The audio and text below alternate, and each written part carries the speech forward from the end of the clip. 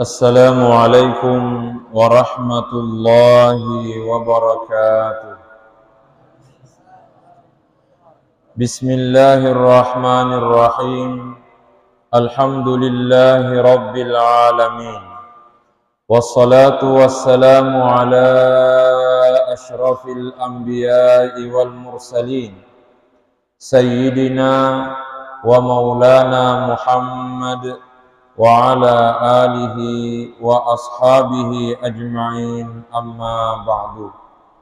اللهم أخرجنا من ظلمات الوهم وأكرمنا بنور الفهم وافتح علينا بمعرفة العلم وسهل أخلاقنا بالحلم واجعلنا ممن يستمعون القول فيتبعون أحسنه. اللهم افتح علينا فتوح العارفين بحكمتك وانشر علينا رحمتك وذكرنا ما نسينا وعلمنا ما جهلنا يا ذا الجلال والإكرام. اللهم اجعلنا بشرعك عالمين وبما علمنا عاملين وفي عملنا مخلصين يا رب العالمين. Waba'du,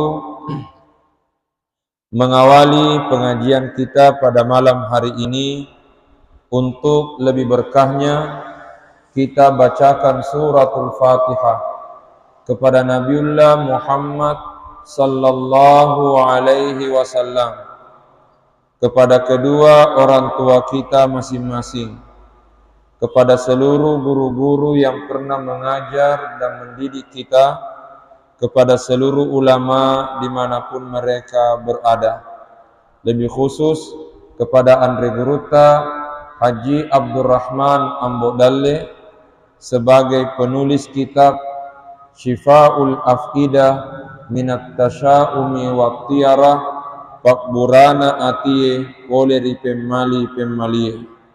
Al-Fatihah. A'udzu billahi minasyaitonir rajim.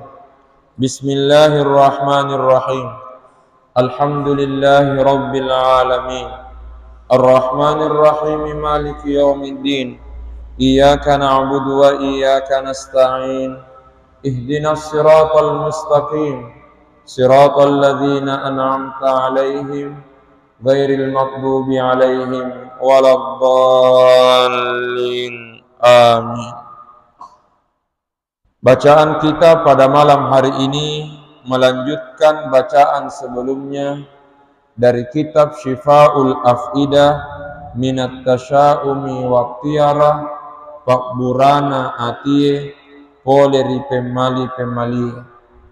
Bacaan kita pada malam hari ini memasuki pasal keempat, pasal ma'apae, sub masalah yang keempat, bicarana pemali, hukumnya pemali. Di pengajian kita sebelumnya telah kita lihat apa yang dimaksud pemali dan apa kerusakan serta dampak buruk yang ditimbulkan oleh pemali. Maka malam hari ini kita akan berbicara mengenai hukumnya pemali. Bicarana pemali. Rimuka engkanai apemali. Saisa topiritu apa duang. Karena pemali itu termasuk salah satu jenis kesyirikan. Karena pemali itu termasuk salah satu jenis kesyirikan atau salah satu bentuk kemusyrikan. Pada toha rihat desa kurari rampewe ripas saleng matelue, sebagaimana hadis yang telah disebutkan pada pasal yang ketiga, artinya pada pengajian kita sebelumnya. Pada toha rihat desa purari rampewe ripas salem matelue, sebagaimana hadis yang telah disebutkan pada pasal yang ketiga, rimakkedanai nabita sallallahu alaihi wasallam, di mana Rasulullah sallallahu alaihi wasallam bersabda, at-tiyaratu syirkun, at-tiyaratu syirkun, at-tiyaratu syirkun.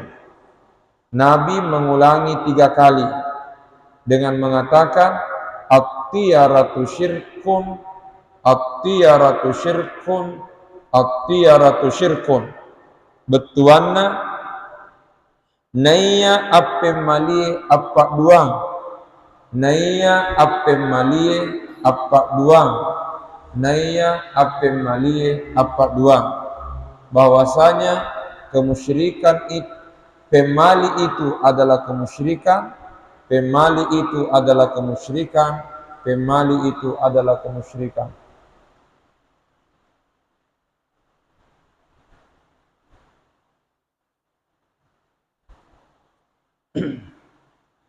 Rimuka iya rotoma pemali nateka kengi anuna pemaliange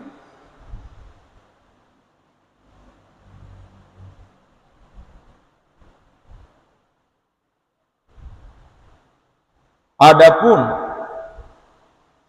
rimuka iya rotoma pemali, bahwasanya orang yang mapemali itu, bahwasanya orang yang mapemali itu nateka kengi anuna pemaliange, ia meyakini bahwa sesuatu yang dia anggap pemali tersebut, sesuatu yang dia anggap pemali tersebut, ia anuna pemaliange koromai pada padanna. Sebagai contoh, eso nakasee hari naas, pada padanna eso nakasee hari naas, cilaka pasae, celaka pasar. Jadi di antara keyakinan sebagian masyarakat Bugis Makassar yang suka pemali-pemali menganggap bahwa ada waktu-waktu tertentu pasar itu celaka. Ini yang dimaksudnya. Nenia eso nama tengi anana, eso nama tengi anana, dan juga hari yang di dalamnya meninggal seorang anak kecil, hari yang di dalamnya meninggal seorang anak kecil. Menganggap bahwa kalau ada satu hari di mana di kampung itu ada anak kecil yang meninggal, maka menganggap bahwa hari itu adalah hari pemali. Padahal dia lupa setiap hari ada anak kecil yang meninggal, entah di mana, ya. Karena setiap hari ada orang meninggal, tua muda, perempuan, laki-laki, setiap hari ada yang meninggal. Kuwaitopa rilennair itu, atau contoh-contoh yang lain, ia naro pada nasib pabirasai pacilakai, itulah yang mereka anggap membinasakannya dan mencelakakannya. Itulah yang mereka anggap membinasakannya dan mencelakakannya. Orang yang suka pemali-pemali menganggap bahwa apa yang dia pemalikan itu, itulah yang membinasakan dan mencelakakan dia. Karenanya kapan melakukan sesuatu dan bertepatan dengan apa yang dia pemalikan itu, maka dalam tanda kutip menimbulkan kekhawatiran akan membuat dia binasa dan celaka. Padahal ia lupa dengan firman Allah, "Qul la yusibana illa ma kataballahu lana." Tidak ada yang menimpa kita kecuali segalanya telah ditentukan oleh Allah.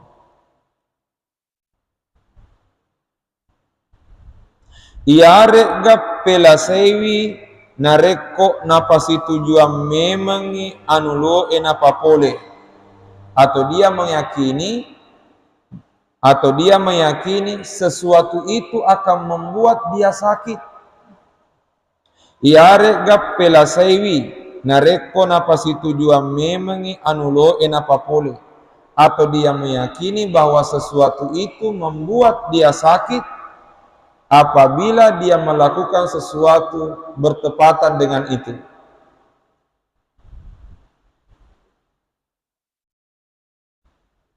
Artinya, kapan dia melanggar pemali-pemalinya akan menimbulkan penyakit bagi dirinya. Nama tentu ateka makuairo apa duangan. Dan sungguh keyakinan seperti itu adalah kemusyrikan. Dan sungguh keyakinan seperti itu adalah kemusyrikan. Napurade masih salangi wiri engkanai apa duangi harap batwa. Purade masih salangi wiri engkanai apa duangi harap batwa.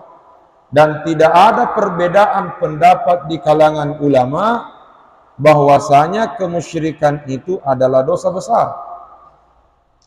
Tidak ada perbedaan pendapat di kalangan ulama bahwa kemusyrikan itu adalah dosa besar.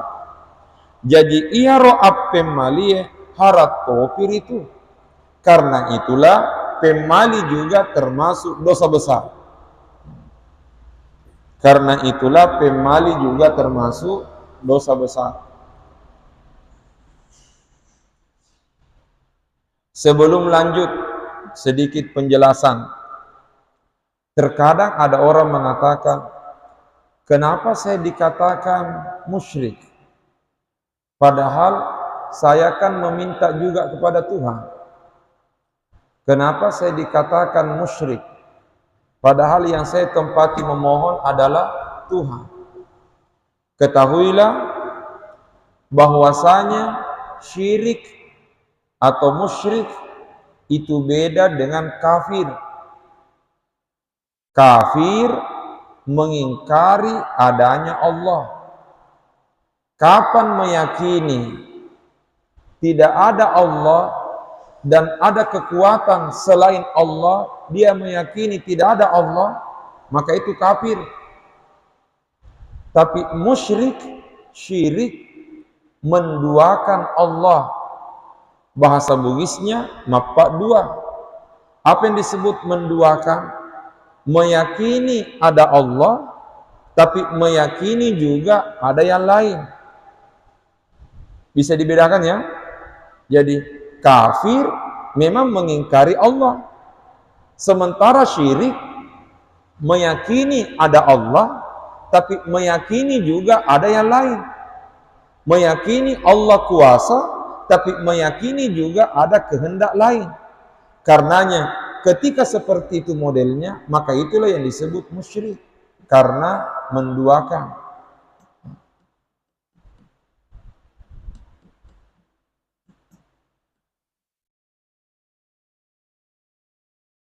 Seperti misalnya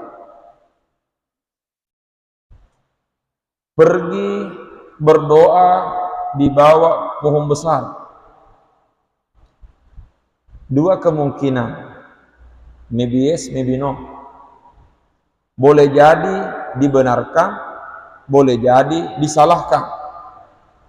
Ketika pergi berdoa di bawah pohon besar, semata-mata hanya untuk pergi bernaung, silahkan. Ya. Jadi kita jangan langsung memponis, hai, lo kemah pak dua yanu, kiawana pokok-pokok lo baca pak doanya. Jangan sampai pergi baca doa di sana hanya untuk bernaung. Paham ya? Kalau hanya untuk bernaung, silahkan, tidak jadi persoalan. Tapi kalau menganggap ada sesuatu di balik pohon besar ini, maka ini yang diluruskan. Karena sekalipun doanya kepada Allah, tapi meyakini ada sesuatu di balik pohon besar ini, maka itulah yang disebut menduakan Allah. Karenanya disebut musyrik. Contoh, baca doa di depan makanan. Ya, maka para maybe yes, maybe no. Boleh jadi dibenarkan, boleh jadi disalahkan. Mohon maaf, kita harus betul-betul objektif dalam memberi keputusan. Kita jangan serta-merta melihat ada orang baca doa, di depannya ada nandremak kapara, ada nasi di depannya, ada kue, ada pisang dan sebagainya, lantas kita langsung memvonis musyrik. Tidak ada dasarnya itu baca doa di depan makanan. Siapa bilang tidak ada? Itu kurang baca itu orang. Buktinya kita diajarkan baca doa sebelum makan. Baca doa sebelum makan di depan makanan atau kita di kamar baca doa? Ya. Jadi ada yang mengatakan, tidak ada itu dasarnya baca doa di depan makanan. Jawabannya, masa sih tidak ada? Nah, padahal dalam tuntunan agama kita dibenarkan baca doa sebelum makan. Baca doa sebelum makan itu pasca ada makanan di depan kita, atau baca doanya di atas sajadah, baru setelah itu pergi ke warung makan. Ini menunjukkan bahwa boleh-boleh saja baca doa di depan makanan. Yang salah itu kalau doanya ada kaitan dengan makanan. Ya. Selama doanya semata-mata kepada Allah tidak dipengaruhi oleh makanan, itu tidak jadi soal. Yang dipersoalkan itu ketika baca doanya, nanti boleh baca doa kalau ada telur 3 biji. Nanti boleh baca doa kalau ada songkolo 7 warna. Ya, ini yang salah. Kenapa? Karena doanya dipersyaratkan mesti ada makanan. Nah, maka inilah kemusyrikan. Tapi selama tidak demikian, itu lain persoalan. Karenanya al-hukmu yaduru ma illatihi wujudan wa adaman. Hukum itu berputar sesuai dengan illatnya, ada dan tidaknya. Ketika illatnya ada, hukumnya ada. Ketika illatnya tidak ada, maka hukumnya juga tidak ada. Jadi kita jangan langsung bid'ah ini, musyrik, kafir. Tanametona kafir. Ya. Jadi kita harus jeli dan betul-betul objektif dalam menetapkan hukum. Kita jangan serta-merta langsung memvonis meratakan semua hukum, tidak demikian. Karenanya ada anekdot bilang begini ya, tapi ini candaan anak santri, mengatakan, aku mencintaimu seperti ilmu fikih, aku mencintaimu tidak seperti ilmu fikih yang selalu berubah mengikuti perubahan waktu. Tapi katanya aku mencintaimu seperti ilmu nahwu yang tidak pernah berubah sampai hari kiamat. Ya. Ilmu nahwu kan tetap itu. Dulu sampai dunia kiamat, mubtada khabar, begitu terus rumusnya. Inna tansibul isma wa tarfaul khabar. Menasab isim, merafa khabar. Kana tarfaul isma wa tansibul khabar. Wa tansabul khabar. Seperti itulah rumusnya, tidak akan pernah berubah hingga yaumil qiyamah. Sampai-sampai ada yang jadikan candaan, aku mencintaimu tidak seperti ilmu fikih. Yang berubah seiring perubahan waktu. Tapi aku mencintaimu seperti ilmu nahwu yang tidak pernah berubah hingga yaumil qiyamah. Tapi ada balasannya kalau itu. Ya, ada balasannya. Cinta tidak butuh gombalan. Tapi cinta hanya membutuhkan pembuktian. Jadi kalau misalnya ini anak-anak yang perempuan, ada laki-laki suka gombal, sampaikan, saya tidak butuh gombalan, tapi saya butuhkan pembuktian.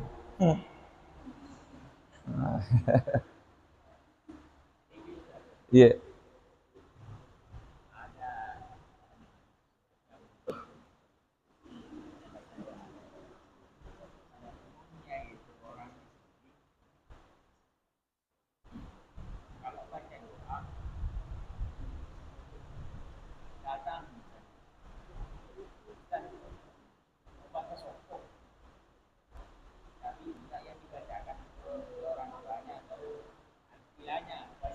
putar kamera ke situ. Putar kamera ke situ. Iya.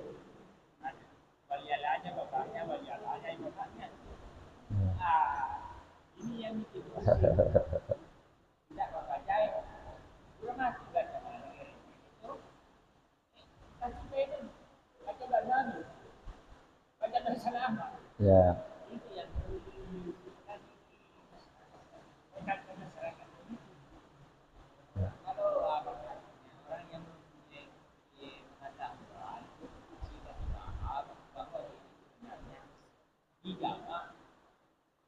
Oke.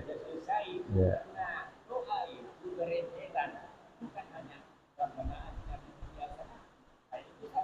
Ya. Oke. Ya.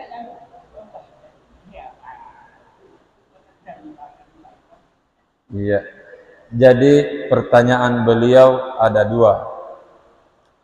Satu,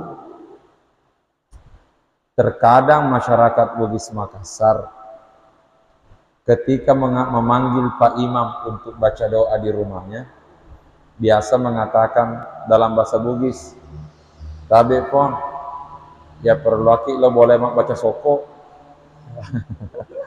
Mak baca soko. Atau misalnya petani yang punya kebun mangga, begitu sudah panen mangga, biasa juga dipanggil kita baca doa, ya perlu lo boleh mak baca pautasa. Pertanyaan, bagaimana hukumnya ini? Sebenarnya sebenarnya mak baca soko, mak baca pautasa, mak baca nandre, mak baca oti, itu hanya istilah. Itu hanya istilah. Tapi maknanya di situ kita diundang ke rumah untuk baca doa. Bisa jadi baca doa tolak bala, bisa jadi baca doa selamat. Cuma karena ada makanan yang dibuat, karenanya makanan itu yang dijadikan nama. Baca soko, bisa jadi itu baca doa tolak bala. Atau bisa jadi baca doa selamat. Lalu kenapa mesti soko? Kenapa bukan yang lain? Orang Bugis Makassar itu tinggi tafaulnya. Yang disebut tafaul senungan, berdoa melalui simbol. Karenanya orang Bugis Makassar itu suka sekali bikin soko. Tidak perlu pakai hadis. Mana hadisnya bikin soko? Ini makanan, tidak perlu pakai hadis.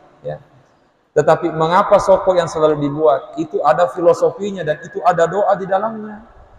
Mengapa demikian? Soko itu bahan dasarnya beras ketan. Orang Bugis mengatakan asepulu. Ia tuh sifatnya asepulu, malemma. Sifatnya beras ketan itu lunak, lembe, malemma. Sehingga itu doa. Mudah-mudahan kupure matut mandre soko. Dingi malemma atina makacoe rinabita. Mudah-mudahan setelah makan soko lunak hatinya untuk mengikuti Rasulullah. Itu tafaul namanya. Tapi kalau dikatakan, ya pernah jadi mak baca doa atau narekong ke soko, ini tidak boleh. Karena mempersyaratkan soko dalam baca doa. Tidak boleh kita baca doa kalau tidak ada sokonya. Itu berarti syarat. Ini tidak benar. Itu yang perlu diluruskan. Jadi kalau hanya mengatakan, yoliki lo boleh mak baca soko, mak baca potasa, mak baca nandre, mak baca uti, itu hanya istilah. Ada kaidah usul mengatakan al-ibratu bil musammayat laisa bil asma. Yang menjadi pegangan dan penilaian itu substansi, kandungan, bukan nama. Al-ibratu bil musammayat laisa bil asma. Yang menjadi pegangan, yang menjadi penilaian itu isinya, bukan namanya. Jadi sekalipun namanya baca soko, tapi kalau yang dibaca Al-Fatihah silahkan. Yang salah itu kalau duduk di depan makanan langsung mengatakan soko, soko, soko, soko, soko. Itu yang salah, karena soko yang dibaca. Jadi selama yang dibaca Al-Fatihah silahkan. Kenapa? Karena baca soko itu hanya istilah, sekalipun isinya Al-Fatihah dan baca doa yang lain. Saya kasih contoh. Saya tanya ya, jawab dengan suara lantang. Yang mana halal? Yang mana halal? Minyak babi cap unta atau minyak unta cap babi? Yang mana halal? Minyak babi cap unta atau minyak unta cap babi? Yang halal minyak unta cap babi. Memang mereknya babi, tapi isinya unta, itu halal. Tetapi sekalipun mereknya unta, tapi kalau isinya babi, haram. Kenapa? Karena yang menentukan hukum bukan nama, tapi isi. Jelas ya? Oke. Jadi itu yang pertama mengenai tadi penggunaan istilah Bugis. Yang kedua, kadang masyarakat Bugis Makassar ini kalau baca doa terlalu banyak. Ada doa salamatnya, ada doa tolak balanya, ada doa waliyalanya, itu pun doa waliyalana, ambona, waliyalana. Tapi terkadang mohon maaf, sebenarnya penggunaan istilahnya yang perlu diluruskan. Saya tanya dulu, banyak orang Bugis di sini. Nah, pernah dengar istilah doa waliyala? Apa itu doa waliyala? Nah, doa waliyala itu dari bahasa Arab, itu waliyala. Cuma gara-gara orang Bugis akhirnya dia menyebut waliyala. Sebenarnya waliyala itu aslinya waliullah.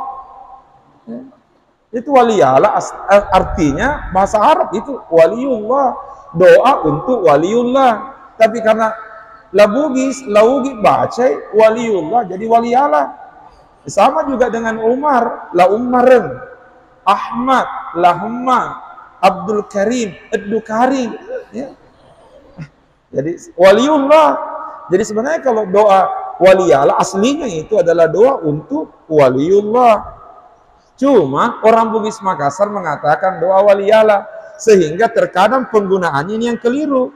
Karena waliyalana ambona, waliyalana indona, padahal ambona dan indona bukan waliullah. Ya.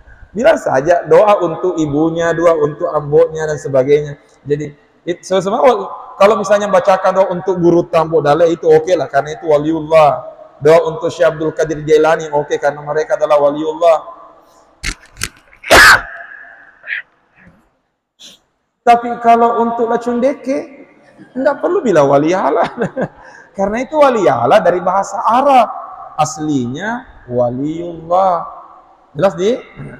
Cuma sekarang ada orang kalau baca doa, satu untuk bapaknya, satu untuk ibunya, mana mi kakeknya, mana mi neneknya, mana tantenya.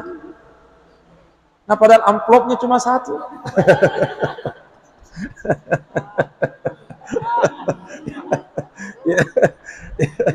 Ya, banyak sekali baca aja, tapi amplopnya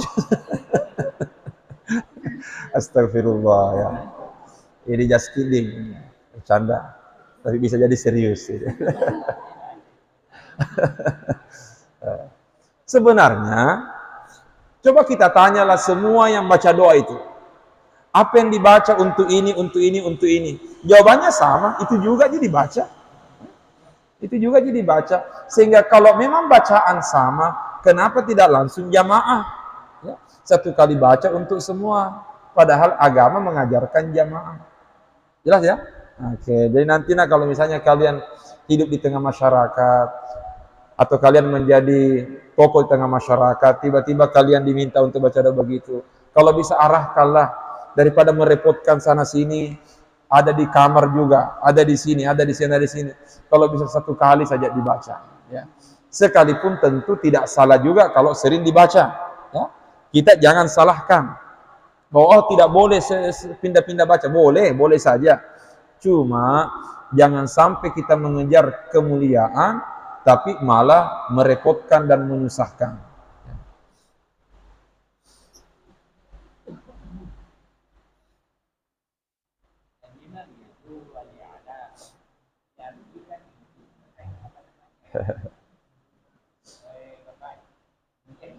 Ya. Jadi itu tadi pengguna. Ya. Ya, padahal waliyala itu adalah waliullah. Ya, bahasa Bugis. Umar, la Umareng. Ya. Nama saya Agus. Masa orang di kampung panggil saya Laguse? Karena nama saya Agus, tapi orang di kampung panggil saya Laguse. Ya, itu padahal begitulah orang Bugis. Nah, jadi, tapi mungkin sedikit tambahan ya, ini untuk kita nih. Terkait dengan membacakan doa untuk orang-orang yang sudah berpulang ke rahmatullah. Satu catatan.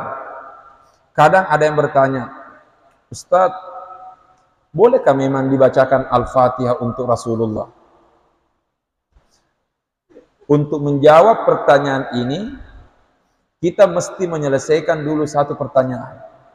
Bolehkah baca Quran untuk orang mati? Kalau jawabannya tidak boleh, selesai persoalan. Jangan diteruskan. Ya. Kalau mengatakan tidak boleh baca Quran untuk orang mati, oke, selesai. Tidak usah diteruskan diskusinya. Karena bagaimanapun cara kita menjelaskan tidak akan paham itu. Ya. Karena memang jangankan ke Rasulullah, ke orang mati pun juga tidak boleh. Sehingga selesai persoalan. Tapi kalau misalnya mengatakan boleh-boleh saja baca Quran untuk orang mati, mari kita teruskan diskusi. Nah, sekarang okelah kita bacakan Al-Quran untuk orang mati, tapi mana dalilnya membacakan Al-Fatihah untuk Rasulullah? Salah satu kitab yang menjelaskan tentang boleh tidaknya baca Al-Fatihah untuk Rasulullah, sekalipun ini adalah khilafiyah, dipastikan ini khilafiyah, ini perbedaan pendapat ulama, ada yang membenarkan, ada yang tidak membenarkan. Salah satu kitab yang menjelaskan itu terdapat dalam kitab syarahnya Minhajul Abidin. Ya. Ada dalam syarahnya Minhaj Al-Abidin. Salah satu alasan ulama bahwa boleh-boleh saja bacakan Al-Fatihah untuk Rasulullah adalah salat jenazah itu tujuannya adalah doa. Salat jenazah itu tujuannya adalah doa. Sementara ketika kita salat jenazah, salah satu yang wajib dibaca dalam salat jenazah adalah surah Al-Fatihah. Dan ketika Nabi meninggal, Nabi juga disalati. Berarti ketika Nabi meninggal, Nabi disalati, dan ketika disalati Nabi dibacakan Al-Fatihah. Paham di sini? Jadi inilah salah satu dalil yang dijadikan dasar oleh ulama boleh-boleh saja. Tapi lagi-lagi ini khilafiyah. Yang disebut dengan khilafiyah perbedaan pendapat. Karenanya ada yang membenarkan, ada yang tidak membenarkan. Kalau sudah masuk dalam wilayah khilafiyah, maka kesimpulannya la yunkaru al-mukhtalafu fi wa innama yunkaru al-mujma'u alaih. Tidak boleh diingkari yang masih diperdebatkan ulama, tapi yang mesti diingkari kalau menyalahi kesepakatan ulama. Karena ini khilafiyah, oleh karenanya yang memilih pendapat membolehkan, silahkan. Tapi jangan salahkan yang mengatakan tidak boleh. Yang mengatakan tidak boleh, silahkan. Tapi jangan menyalahkan yang mengatakan boleh. Karena ini masuk dalam wilayah khilafiyah. Paham dia? Okay. Kemudian, kalau kita misalnya anak-anakku semua diminta, Ustaz, kami harap datang ke rumah baca doa untuk almarhum ibu saya misalnya. Lalu apa yang mesti dilakukan? Biasanya sekali lagi saya ingin pertegas, ini tidak ada tuntunan langsung dari Rasulullah mengenai bagaimana caranya. Tidak ada tuntunan langsung. Karena ini tidak ada tuntunan langsung, karenanya itu kembali kepada ijtihad masing-masing ulama. Kembali kepada ijtihad masing-masing. Karenanya di antara ulama ada yang mentradisikan sebelum kita baca doa, yang pertama yang mesti dilakukan itu adalah bacakan dulu Al-Fatihah untuk Rasulullah. Ini tradisi sebagian ulama, dan ini ulama-ulama kita yang mengajarkan sebagian begini. Bacakan terlebih dahulu Al-Fatihah untuk Rasulullah. Karenanya ila hadratin Nabil Mustafa Muhammadin sallallahu alaihi wasallam Al-Fatihah. Setelah Rasulullah, bacakanlah Al-Fatihah kepada yang kita tuju. Misalnya kita diharapkan baca doa untuk almarhumah si Anu, maka bacakanlah ila ruhi si Anu Al-Fatihah. Itu simpelnya. Tapi lengkapnya Allahumma ausil thawaba qiraati ila ruhi yanu lillahil fatihah. Ya. Allahumma ausil, ya Allah sampaikanlah thawaba qiraati, pahalanya bacaanku ini untuk si anu. Al-Fatihah, mulai Al-Fatihah. Setelah itu, apa lagi yang dibaca? Lagi-lagi kami sampaikan, ini ijtihad masing-masing ulama. Karenanya ijtihad boleh jadi berbeda antara satu dengan yang lain. Tapi karena kita diminta untuk baca doa, maka biasanya ulama membaca doa-doa atau ayat-ayat yang dalam tanda kutip memiliki keistimewaan. Karenanya biasa dibacalah setelah Al-Fatihah itu awal Al-Baqarah, Alif Lam Mim Dzalikal Kitabu La Raiba Fi, sampai 5 ayat pertama, ulaika humul muflihun. Lalu lanjut ayatul kursi, wa ilahukum ilah, tapi diawali dengan wa ilahukum ilahu wahidul la ilaha illa war rahmanur rahim. Baru ayatul kursi, Allahu la ilaha illa wal hayyul qayyum, seterusnya. Selesai ayatul kursi, 3 ayat terakhir suratul Baqarah, lillahi ma fis samawati amanar rasulu la yukallifullahu lillahi ma fis samawati amanar rasul la yukallifu, 3 ayat terakhir. Setelah itu di antara ulama kita ada yang menambahkan Al-Fatihah 3 kali, baru kul huwa 3 kali, surah Al-Ikhlas 3 kali, baru surah Al-Falaq 1 kali, ada juga yang menggenapkan 3 kali, qul a'udzu birabbil falaq, dan qul a'udzu birabbin nas juga 1 kali, ada juga yang menggenapkan sampai 3 kali. Baru setelah itu baca doa maki. Jangan sampai nanti ada yang minta kita baca doa, maka amalkanlah seperti itu ya. Karena kita di Mangkoso diajarkan bahwa boleh-boleh saja kita baca doa untuk seperti itu. Karenanya pertama, ila hadratin nabiyil mustafa Muhammadin sallallahu alaihi wasallam, Al-Fatihah. Setelah itu ila ruhi si anu, Al-Fatihah, atau mau pakai bahasa Arabnya lengkap, Allahumma ausil thawaba qiraati ila ruhi si anu, Al-Fatihah. Setelah itu Bismillahirrahmanirrahim, Alif Lam Mim Dzalikal Kitabu La Raiba Fi, sampai 5 ayat pertama, ulaika humul muflihun. Baru wa ilahukum ilahu wahidul la ilaha illa war rahmanur rahim. Baru Allahu la ilaha illa wal hayyul qayyum, ayatul kursi. Setelah itu 3 ayat terakhir Al-Baqarah, lillahi ma fis samawati amanar rasulu la yukallifullahu. Baru lanjut surah Al-Ikhlas 3 kali, qul huwallahu ahad 3 kali, baru qul a'udzu birabbil falaq 1 kali, baru qul a'udzu birabbin nas 1 kali. Setelah itu baca doa maki. Ya. Bacalah doa-doa yang kira-kira sesuai dengan hajatnya orang itu. Karena ini doa untuk orang mati, maka perbanyaklah doa di dalamnya yang mengandung permohonan ampunan untuk yang bersangkutan. Allahumma ghafir li sianu, ya disebutlah namanya. Allahumma ghafir lil marhum wa'afihi wa'fu anhu dan seterusnya dan seterusnya. Bacalah doa-doa yang intinya sesuai dengan hajatnya. Kalau hajatnya itu doa tolak bala, maka baca doa tolak bala. Kalau hajatnya doa selamat, baca doa selamat, dan sebagainya dan sebagainya. Tapi bagaimana Ustaz kalau doa syukur? Ini baca doa karena kesyukuran, maka bacalah doa-doa yang mengandung kesyukuran. Pertanyaannya mana di antaranya? Salah satunya yang sering dibaca guru tak kalau kunut. Yang salah satunya yang sering dibaca oleh guru tak kalau kunut subuh. Allahumma ja'alna syakirina li ni'mati musnina biha qabilina laha wa atmimha alaina birahmatika ya arhamar rahim. Itu salah satunya. Dan seterusnya dan seterusnya. Setelah itu ya selesailah baca doa, tutup dengan Al-Fatihah, selesai. Tapi lagi-lagi ini khilafiyah. Ada yang membenarkan, ada yang tidak membenarkan. Kebetulan kita di Mangkoso ini diajarkan oleh Andre Gurutta bahwa boleh-boleh saja hal itu dilakukan. Dengan catatan tadi, semata-mata kita berdoa kepada Allah, tidak ada kaitannya dengan embel-embel yang ada di depan kita. Paham ya? Nah, jadi jangan mengatakan, nanti boleh baca doa kalau ada kemenyan. Engkapa dupa napuk dikit baca doa. Nah, itu salah juga. Tapi bolehkah baca doa kalau ada kemenyan? Pertanyaan, apa memang tujuannya? Kalau tujuannya hanya untuk wangi-wangian, silahkan. Atau tujuannya untuk tafaul. Karena bahasa Bugisnya kemenyan dupa. Kenapa dihadirkan dupa? Mamuarik napak dupa ikong Allah Ta'ala akatana.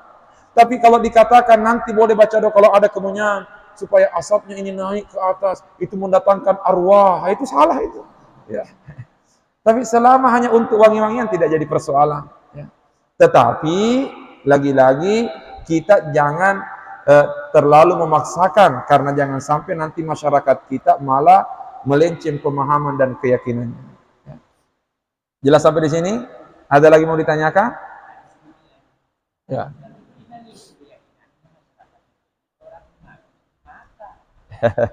Ya, pertanyaannya, ternyata sebagian masyarakat kita memang keyakinannya adalah makanan. Saya kasih contoh, pernah terjadi di Baru, tidak usah saya sebutkan nama kampungnya, tapi Kabupaten Baru. Ya. Di Baru nih, suami meninggal, istri dan anaknya masih hidup. Tiba hari ke-7, istrinya berpesan ini, ibunya berpesan kepada anaknya, "Nah, pergi kok secara kubur, tapi bawa kok rokok Marlboro, simpan di atas nisannya bapakmu. Kenapa? Karena bapakmu waktu hidup suka sekali merokok Marlboro." Nah, ini salah nih. Karena itu tadi, karena menganggap makanan ini dan sebagainya. Baca doa, bagus kalau bikin ki konro. Karena bapakmu dulu waktu hidup suka sekali makan konro. Bikinlah makanan bukan untuk bapak, tapi tanya Pak Imam, "Pak Imam, apa kita suka?" Ya, karena Pak Imam ya mau makan. Ya. Jadi kalau Pak Imam sukanya sop saudara. Jadi ada namanya request dulu Pak Imam. Jadi tidak ada kaitannya makanan dengan orang. Yang ada adalah doanya. Jadi lagi-lagi ini tugas kita ya, ini tugas kita untuk meluruskan pemahaman dan keyakinan masyarakat kita. Lagi-lagi dalam berdakwah di tengah masyarakat butuh kearifan dan kebijaksanaan. Memang di antara masyarakat kita masih ada yang menyimpang. Karenanya inilah guru tak menulis kitab ini tujuannya untuk meluruskan pemahaman-pemahaman yang dalam tanda kutip keliru dalam pandangan agama. Ya. Saya kira demikian. Wallahu a'lam bishawab. A'udzu billahi minasyaitonir rajim. Bismillahirrahmanirrahim. Alhamdulillahi rabbil alamin. Allahumma salli ala sayyidina Muhammad wa ala alihi wa sahbihi wa sallim. Allahumma anfa'na bima 'allamtana wa 'allimna ma yanfa'una warzuqna ilma yanfa'una. Rabbana zidna ilman warzuqna fahman. Subhanaka la ilma lana illa ma 'allamtana innaka antal alimul hakim. Rabbana atina fid dunya hasanah wa fil akhirati hasanah wa qina adzabannar. Wa sallallahu ala sayyidina Muhammad wa ala alihi wa sahbihi wasallam. Walhamdulillahi rabbil alamin. Allahumma salli afdala salatin ala as'adi makhluqatika sayyidina wa ala alihi wa sahbihi wa sallim adada ma'lumatika wa midada kalimatika kullama zakaraka zakiruna wa ghafala an zikrihil ghafilun. Allahumma amin. Assalamualaikum warahmatullahi wabarakatuh.